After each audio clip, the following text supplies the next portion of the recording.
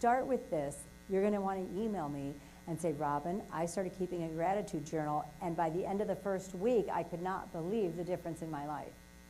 Seriously, give it a shot. You're going to be amazed. I could not believe when I read it. She said, if you were the only person on earth, you would never do anything. And I'm really ambitious. I run 3 businesses, and I work all day, every day, and I have wonderful friends. And so I disagreed as I read it. I thought, that's not true. I would still want to write. I like to write. I would still want to paint. I love to cook. I'm like Martha Stewart in the kitchen. And I started thinking, you know, she's just wrong, because I really like to do what I do. It's very creative. And then I started thinking about it a little more.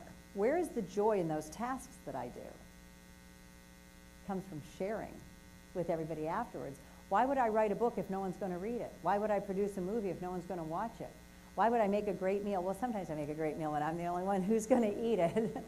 But, you know, it's so true. We cannot exist alone. This is why the key to harmony in interpersonal relationships is invaluable.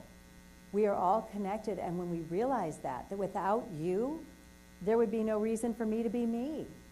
And it takes every bit of our life up to a higher level. Can you feel that? Did you just feel more connected with everyone in the room? For a moment, we all need each other.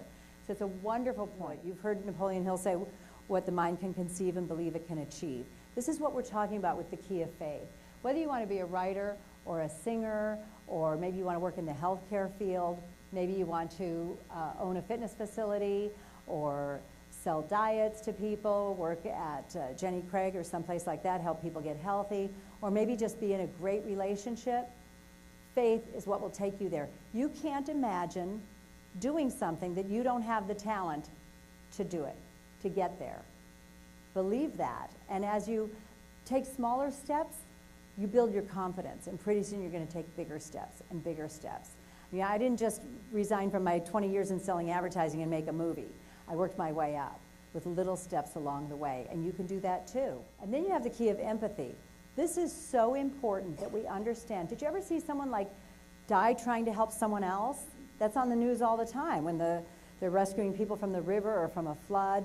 You're like, why would a stranger help someone they don't even know and risk their own life to do so? And some people say, well, it's their job, but more often than not, it's a bystander who just can't bear to see another human being go down the drain or go down the river. And why do we do this? Because we're all connected. We have empathy for each other. Now, this works in our lives to help us when we get the support we need by someone who understands what we're going through. So this is where empathy comes in, when we understand that we have to support each other. This is why companies like Jenny Craig or Weight Watchers, they're even online now. You don't even have to get in your car and go there to weigh in. They trust you. You can weigh yourself at home and report it in on the internet, which is great. Alcoholics Anonymous. Who's going to understand what a recovering alcoholic is going through better than another alcoholic? Empathy is the key in all of these. You want to work out online? Jillian Michaels will help you. Everybody will help you get in shape, even online. So this key of empathy is so important. Put that together with the key of passion. We have another golfer for you. Jack Nicklaus said that he's a firm believer that people only do their best at things they really enjoy. It's difficult to excel at something you don't enjoy. How many of you, if you'll be honest with yourselves and with me for just a moment, how many of you really love what you do? Then we have the key of courage. Courage is not the absence of fear. Courage is acknowledging the fear and jumping anyway. Understanding that you may go for broke, you may start a business and it may not work out, you may start in a relationship that might not work out. But the thing is, the courage means you're going to take a chance and go there. In fact, one of the experts in my film, Judy Wright, did a lot of end-of-life counseling, and she found that nearly everyone had the same 3 end-of-life regrets. This is where everybody takes out pen and paper when they're watching my movie. I want to write these down so I don't make the same mistakes. They are sorry that they didn't reflect more on their own life. They didn't stop to think, you know, we talk about midlife crisis, someone turns 40 or 50 and they're like, this isn't where I thought I'd be at this point in my life. And so imagine doing that on a monthly or annual basis where you evaluate, you reflect on your life. Are you where you want to be? And if not, how are you going to get there? The other is that you weren't a bigger part of your own life.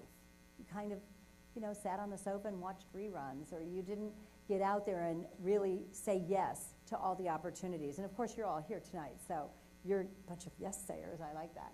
And then the last was that they didn't risk more. They didn't start a business. They didn't take that chance. They didn't ask the pretty girl out for a date. And so those are the 3 end-of-life regrets, and they're easy enough to avoid by the actions we take every day. Courage, again, is not the absence of fear. It's acknowledging the fear and moving forward anyway.